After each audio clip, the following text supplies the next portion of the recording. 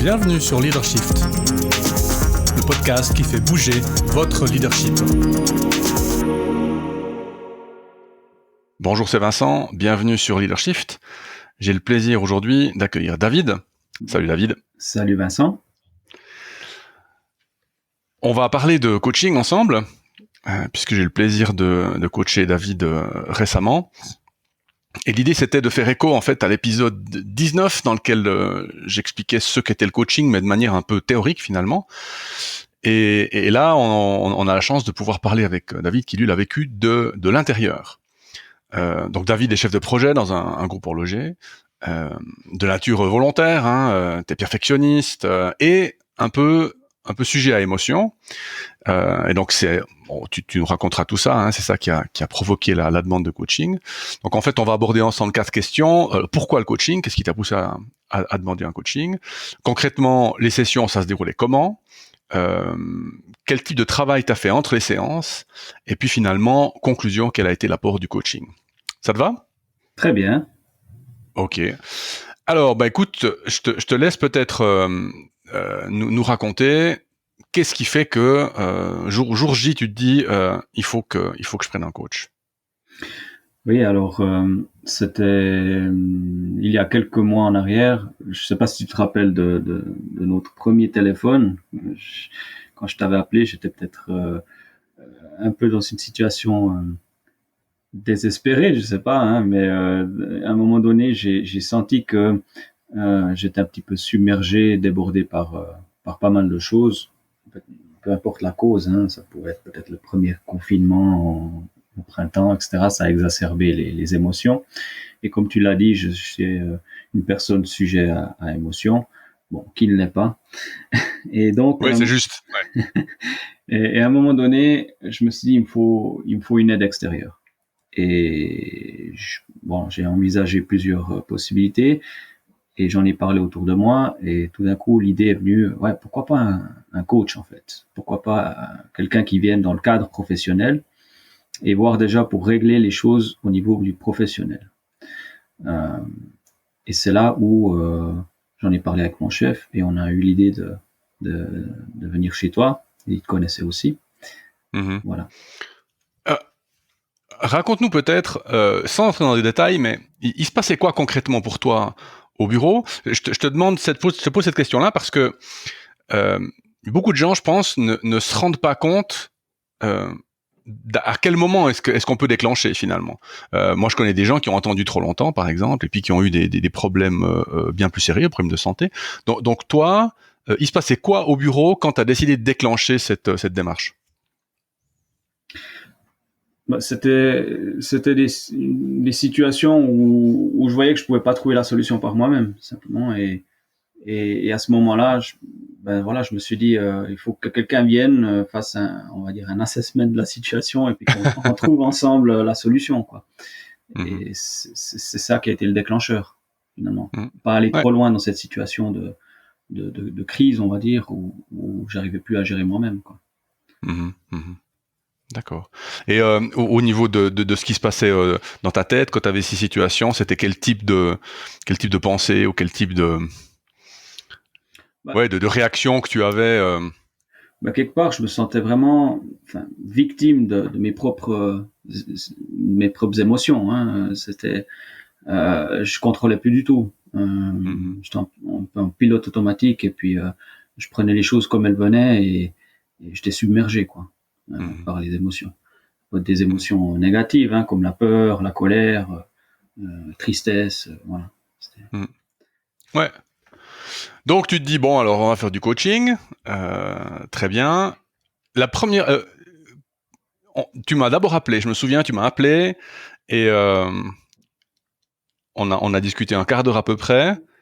Tu te souviens de cette conversation ? Oui, je m'en souviens très bien. Qu'est-ce que tu as pensé après ces 15 minutes de conversation ? Alors déjà, ça m'avait un petit peu soulagé sur le moment. Je me suis dit, bon, il y a quelqu'un qui m'a écouté, il y a quelqu'un on va commencer quelque chose, il y a une démarche qui est là.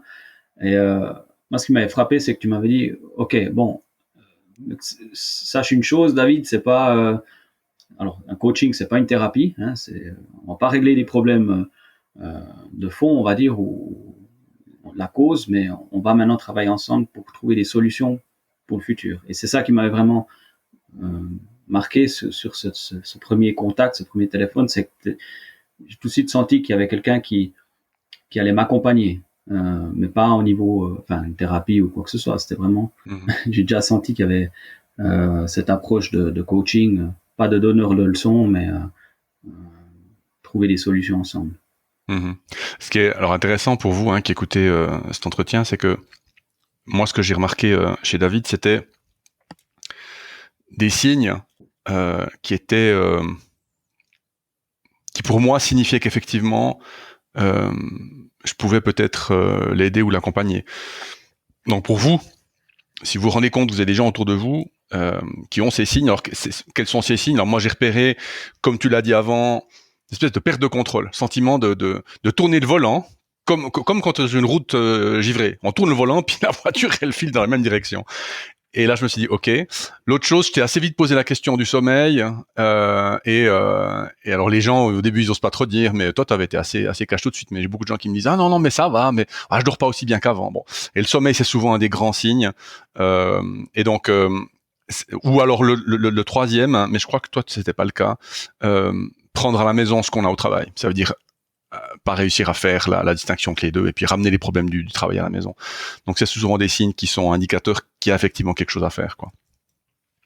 Donc on fait cette conversation téléphonique. Du coup, concrètement, comment ça s'est déroulé ces sessions de coaching pour toi? Alors, donc déjà au début, quand on a défini ensemble la première séance de coaching. Dès le début, on a fixé ensemble donc les objectifs en tripartite avec mon manager, et ensuite les séances se sont déroulées sur une fréquence assez régulière, donc toutes les 3 semaines, si je me rappelle bien, on a fait une séance, et chaque séance était donc structurée de la même manière. Ça veut dire que on faisait une rétrospective sur ce qui a été fait la dernière fois. Retour sur la dernière séance, parler un petit peu de la période à venir, s'il y avait des enjeux particuliers à travailler ensemble, et repasser en revue les objectifs et ce qui a été fait entre les deux séances. Donc ça, c'était vraiment par rapport à la structure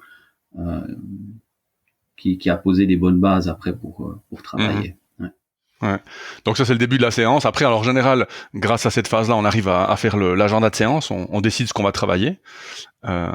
Et puis à la fin, souvent, un petit tour de feedback.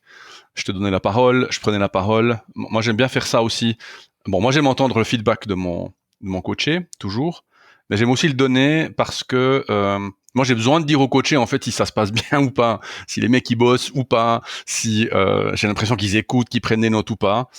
Bon, je dois dire, je te l'ai dit, mais j'ai eu de la chance avec toi parce que il y avait un niveau de conscience professionnelle, je sais pas comment faut dire ça, un niveau d'attachement au coaching qui était super élevé. Donc prise de notes, on va parler tout de suite du travail interséance, mais qui était vraiment bon, qui a facilité la vie. C'est peut-être quelque chose aussi que les gens comprennent pas avec le coaching, c'est que le travail il se fait une partie du déblocage se fait pendant les sessions, mais la grosse partie du travail se fait entre les sessions. Qu'est-ce que tu peux nous raconter à propos de ça? Bah oui, c'est clair que quand on prend un coach, si je fais le parallèle avec le monde du sport, si on prend un sportif, il va prendre un coach sportif, mais en même temps, si lui n'y croit pas ou n'a pas la motivation nécessaire, ou va pas non plus adapter son mode de vie, on va dire. Si c'est un sportif qui entre les séances de sport, il va manger au fast-food et puis il va mal dormir et puis il y a tout c'est tout l'écosystème qu'il faut adapter aussi. Donc quelque part il faut aussi mettre toutes les chances de son côté. Donc non seulement la motivation, l'investissement personnel, il faut être ouvert d'esprit aussi. Ça c'est très important, l'ouverture d'esprit quand on commence quand on se lance dans cette démarche. Donc le travail interséance, il est fondamental, il est presque, je dirais, plus important que ce qui se fait pendant les séances de coaching. Hein, donc, si on n'a pas un minimum d'investissement personnel et qu'on n'y croit pas, voilà, ça va prendre beaucoup plus de temps et on n'aura pas les mêmes résultats. Ouais, en fait, je pense que c'est vraiment proportionnel. Moi, j'ai eu des cas où, voilà, j'ai des gens qui étaient moins impliqués parce que c'est vrai que ça peut arriver. Toi, quelque part, c'est toi qui l'as déclenché, mais imagine que ça soit ton chef qui soit venu vers toi en disant, écoute, tu vas te faire coacher. C'est moins agréable. Et puis, j'ai des fois des gens qui viennent un peu à reculons. Et là, c'est vrai que je dois commencer par leur expliquer qu'on est là pour travailler ensemble, en fait, et puis qu'on est là pour faire avancer les choses. Et donc, c'est vrai que le niveau de travail intersession, il est absolument crucial, quoi. Et donc, finalement, si on compare l'avant et l'après, qu'est-ce que ça t'a amené? Alors, franchement, j'ai été surpris moi-même des résultats rapides et assez spectaculaires. Quand je pense quand on a commencé les premières séances, je me suis dit bon, peut-être ça va durer 5 mois, 6 mois, et on verra ce que ça va donner. J'y croyais, mais je me suis dit bon, je pensais pas avoir des résultats aussi spectaculaires. Après, les trois premières sessions, j'ai vraiment senti un gros changement en moi, et là, plus j'allais en avant dans cette démarche, et plus ça me motivait pour continuer et pour m'investir encore plus. Donc, les résultats, ils ont été pour moi extrêmement positifs. Je me sens beaucoup mieux que au début du coaching. Donc, ça a effectivement porté ses fruits. Tout le travail qu'on a fait ensemble. Ouais. Alors, pour ceux qui écoutaient, c'est pas une pub déguisée, hein, l'entretien qu'on a avec David. C'est parce que je voulais vraiment lui donner l'occasion de raconter un petit peu son expérience, et puis de dire que finalement, c'est un peu le syndrome du bocal de confiture. Ça veut dire que on pourrait dire Vincent fait un travail extraordinaire. C'est un travail de collaboration. Et il faut que les deux personnes collaborent. Et donc, David a fait sa partie, moi j'ai fait la mienne. Mais moi j'applique la même technique. Hein, c'est la technique que j'ai appris lors de ma certification en coaching cognitivo-comportemental. C'est la même technique que j'applique avec tout le monde finalement. Et ça a bien marché parce que David a travaillé, il a été ouvert d'esprit, il s'est engagé, et donc je dis le syndrome du bocal de confiture parce que finalement lui a peut-être fait 80% du chemin tout seul, puis les deux on a fait les 20% derniers, puis on a ouvert le bocal de confiture, et puis c'est super parce que maintenant on a des bonnes tartines à la fraise. Mais c'est vraiment ça qui est essentiel. Et moi ce que j'ai aussi apprécié, c'est le fait que j'ai l'impression que tu t'es approprié les outils en fait, et puis quelque part tu es capable de t'auto-coacher aujourd'hui. Et ça, c'est un autre but du coaching tel que moi je le conçois. Et je suis content que tu aies pu le faire, parce que ça veut dire que demain, il y a peut-être de nouveau, peut-être pas une crise, mais un bump in the road, comme on dit, hein, un trou sur la route. Et ben, tu es capable de gérer seul ces choses-là. Et ça, je trouve que c'est vraiment, vraiment positif, quoi. Et le next level, ce serait de pouvoir coacher même des autres, finalement. Hein, ouais, tout à fait. Ouais. Donc, ouais, et puis il y a aussi, moi, ce que j'ai aussi trouvé bien, c'est que il n'y avait pas une pression sur il faut absolument le résultat, la pression, atteindre l'objectif. À la fin, tu m'as laissé aussi tracer mon chemin moi-même entre les sessions et tout ça. Après, on en discutait pendant les séances de coaching. Et ce que j'aimais beaucoup, c'est qu'à la fin, tu disais, bon, on continue. Et on continue, ça t'enlève aussi pas mal de pression. C'est pas le coach qui vient et puis qui te met la pression. Il faut absolument, tu vois. Donc c'est aussi un petit peu mettre la responsabilité sur les épaules du coaché, et puis t'en es où et tu veux aller où.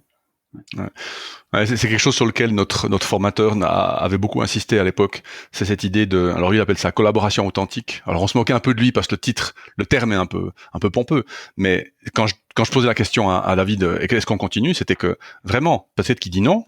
Peut-être qu'il dit j'ai plus envie, ou tu me conviens pas, et c'est vraiment quelque chose d'important pour que effectivement tu puisses te responsabiliser par rapport à la séquence de coaching. Il n'y a rien de pire comme danger pour un coach d'avoir cette espèce de relation de dépendance entre moi et la personne coachée, quoi. Où en fait je l'ai un peu accroché, et puis on fait 6 mois de coaching à raison d'une séance toutes les deux une séance toutes les 2 semaines, et là, ce serait vraiment la cata. Donc, c'est vrai qu'au niveau déontologique, je trouve que c'est important d'avoir cette liberté puis cette responsabilisation de la personne coachée, quoi. On a traité les 4 questions qu'on pensait traiter. Est-ce qu'il y a autre chose qui te vient à l'esprit par rapport à ce qu'on a fait pendant ce coaching? Non, alors c'est clair que une chose que je pourrais dire, c'est que le coaching, c'est pas quelque chose qu'on enclenche, on fait, on arrête, puis après c'est fini. C'est après après le coaching, il y a encore la suite, quoi. Et qu'est-ce qui vient après? Une fois que le programme de coaching il a été fait toujours sur un objectif spécifique, hein, on va pas régler tous les problèmes, mais on va se concentrer sur un objectif qui est défini au début du contrat de coaching. Après cette séance de ce programme de coaching, il faut continuer la démarche. Ça veut dire que le coaché doit continuer à bosser sur les outils qui ont été acquis pendant le coaching. Et pour moi, c'est clair que par la suite, quand on aura terminé notre programme de coaching sur cet objectif-là, ben, je vais continuer ma démarche, mais tout seul, parce que je serai indépendant par rapport aux outils.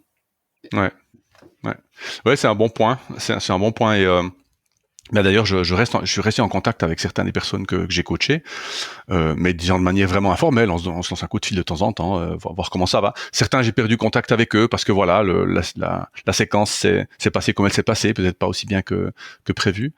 Et ouais, donc effectivement, poursuivre, c'est presque plutôt un chemin finalement. On a fait une étape, hein, on est arrivé au camp de base numéro 1 ou numéro 2, je sais pas.